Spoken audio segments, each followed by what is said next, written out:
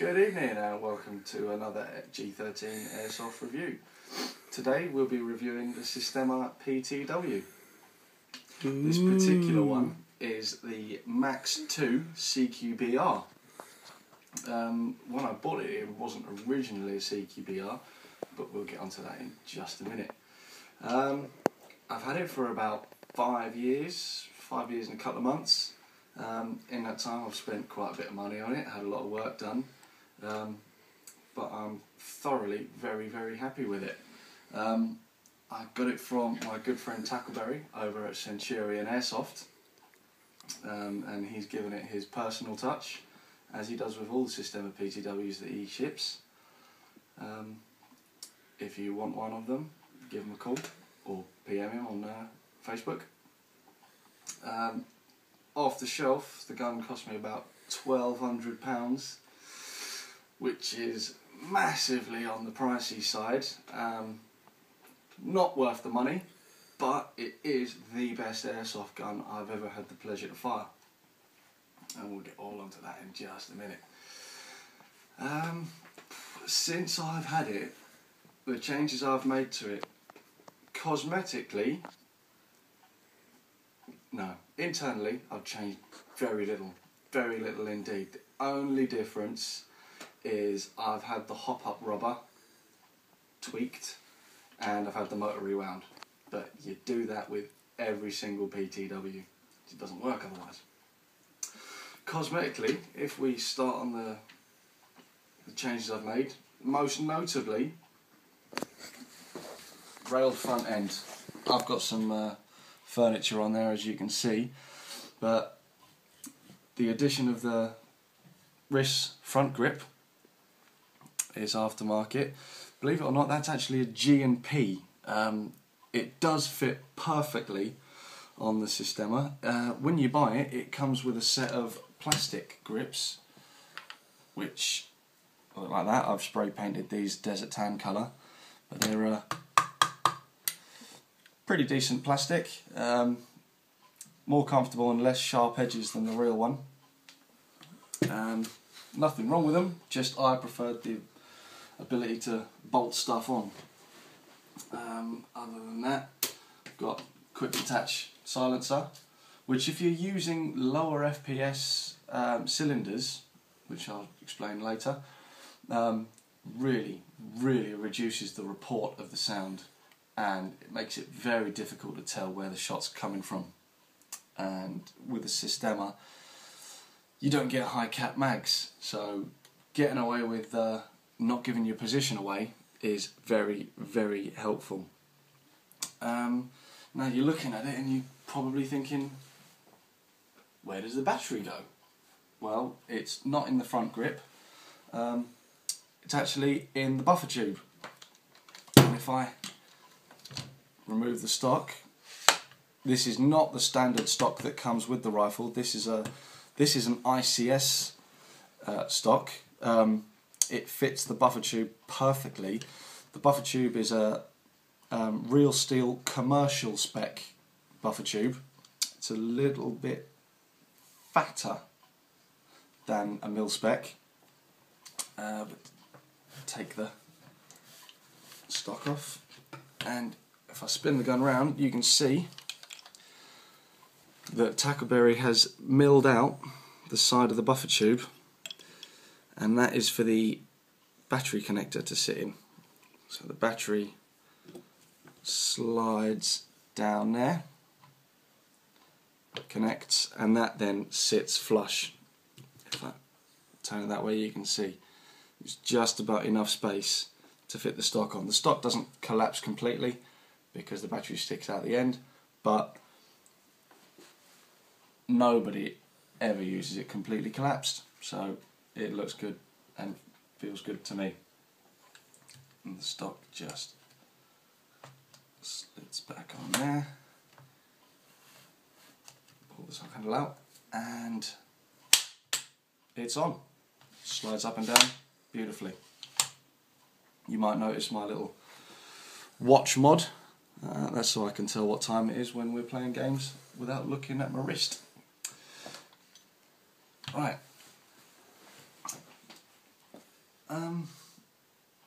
Build-wise, well, yeah, build-wise, the only thing that I'm not completely happy with is the quality of metal that they've used to build the receiver, upper and lower, out of. And the reason I say that is because it's made out of monkey metal. I have seen upper receivers cracked in half of these, and lower receivers. I've seen upper receivers crack here, right where the barrel threading is, and I've seen lower receivers crack just along here. And if that happens, if either one of that happens, you've ruined your day. You've not ruined your gun because you can get replacement parts, but you're not shooting for the rest of that day. My personal experience is I've had a little break just inside there. Makes absolutely no difference whatsoever to the performance of the gun, but nevertheless, if it had been CNC machined, wouldn't have happened. When you get the gun, instead of having, you know, your Gucci sights and your flip-ups, you get an M16 style carry handle, which is very nice, does exactly what it says on the tin, but I've gone for the red dot, the aimpoint copy, just for faster target acquisition. Pardon me. Right, power source. You've seen me put the battery in. However, if you look inside the magwell, you might be able to see that there is just a chamber and nothing else.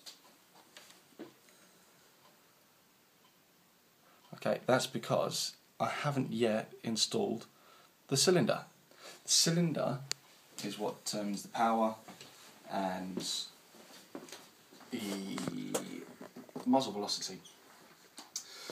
To install the cylinder, you have to break the rifle down exactly the same way you do with a real AR-15, and that is where this gun really comes into its own, and you'll get to see all the insides as well. So, take out the rear takedown pin, and the top just opens up, and you can see the gearbox. Now you might be thinking, that's not a version 2 gearbox. Well, you're absolutely right. That's a Systema planetary gearbox. Does one cycle every shot. If I stick that on semi, pull the trigger a couple of times, you'll see it stops in more or less the same spot every shot. Okay, well, let's put the cylinder in. The cylinder basically replaces the bolt carrier assembly. That's what it looks like. Ooh. Basically looks like the upper gearbox of any split gearbox design, and it just goes straight in the upper receiver and locks in like that. Close it up, pin back in, and she's ready to go. You can dry fire on semi. Doesn't sound like an ordinary AEG. My one, I've had it locked to a 3-round burst on full auto, so with one pull of the trigger, you're only ever going to get 3 BBs hit your target. However, if you are fast enough to pull the trigger and let go of it, you can get just 1 or 2. 2, 3.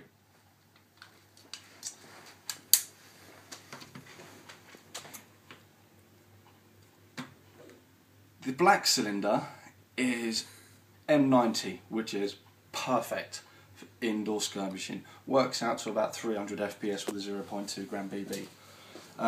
Systema makes several cylinders. They make a black one, a blue one, a gold one, a red one, and for the Systema Super Max, you can also get the silver one. I wouldn't recommend putting that in here, mostly because it wouldn't fit, but it's just a little bit too stiff for these gears. You want to change the cylinder. Let's just say you want to. You've had enough of playing indoor CQB and you fancy giving a bit of woodland a go, or a bit of outdoor CQB a go, something like that.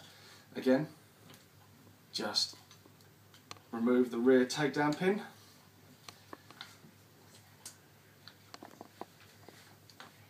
Thumb on the forward assist, rest of your hand on the buffer tube, and you push your thumb towards your hand, like that. Open her up, pull the charging handle like you would a real one, and out comes your cylinder. In goes the blue. It's a little bit stiff, but it goes. It's tight. Goes in. And she's in.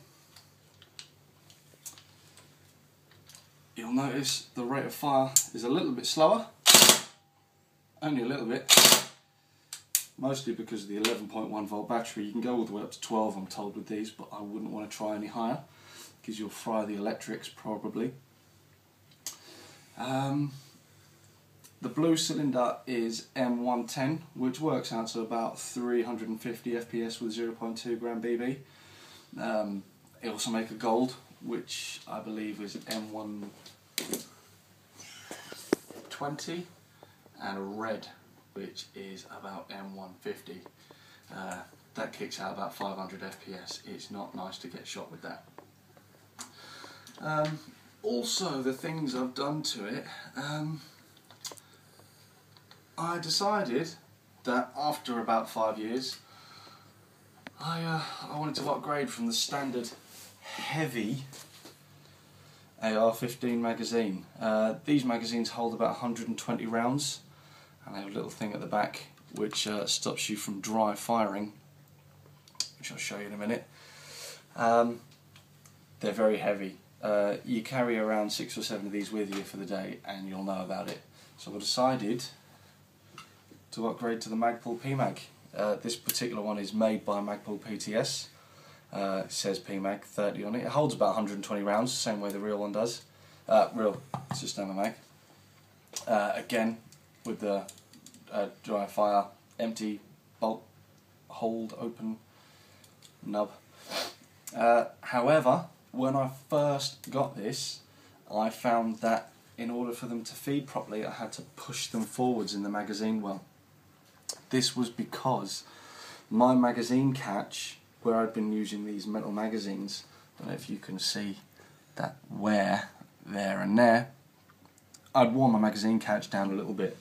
No problem. Simple installation of a Troy ambidextrous mag catch soon sorted that problem out.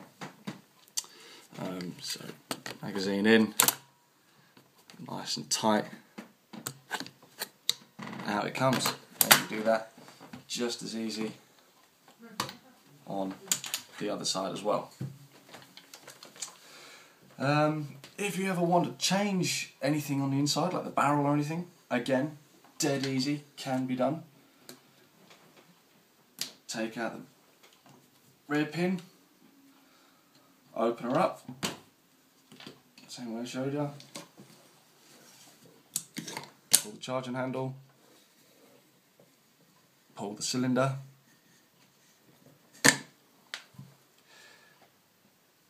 charging handle out, same way a real one does. That's interchangeable with a real steel AR-15. Barrel slides right out. I believe that's a 10.5 inch barrel, completely unique to the Systema PTW. Don't even try to put an AEG barrel on there because it just won't fit. It's a lot thicker than an AEG barrel.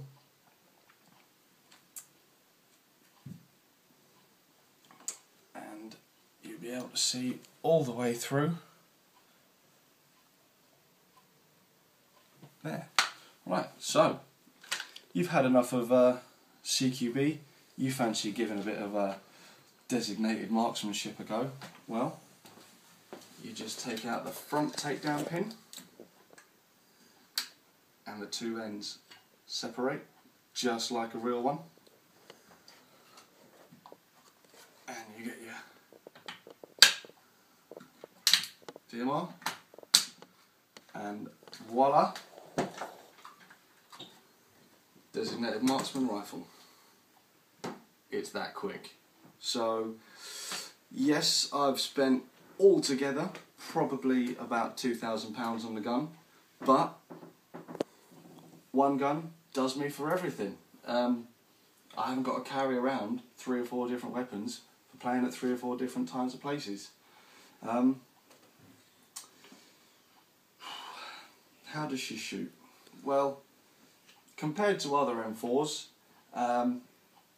with the excellent mods that Tackleberry has done on my hop-up, absolutely splendid.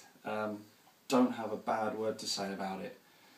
I outrange most people with less FPS than them, and that really helps, especially when they're carrying 300 rounds in 1 mag and I'm carrying 600 rounds in 7 mags.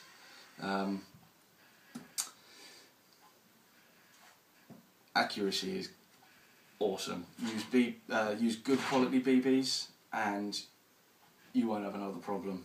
Good quality BBs are expensive, but you can't fire full auto, so it actually works out cheaper. The problems that I told you about earlier with the motor, out of the factory, the Systema motor, you're lucky if you get 100 rounds out of it, sometimes more, sometimes less. Mine had to be rewound. That comes as standard with Tackleberry services.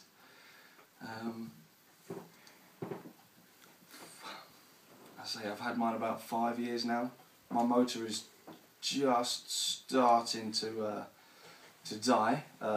It needs a bit of a service. I think the brushes are gone, but that's nothing that you're not going to get with any airsoft motor.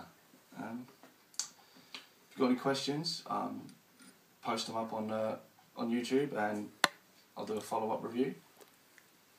Or the Facebook page, it's G13 Airsoft. And thanks very much and good night.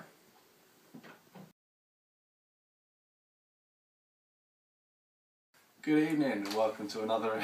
Fuck you. Hello. Hello and welcome to another G13 Airsoft review. Tonight we'll be reviewing the Systema M4A1 CQBR Max 2.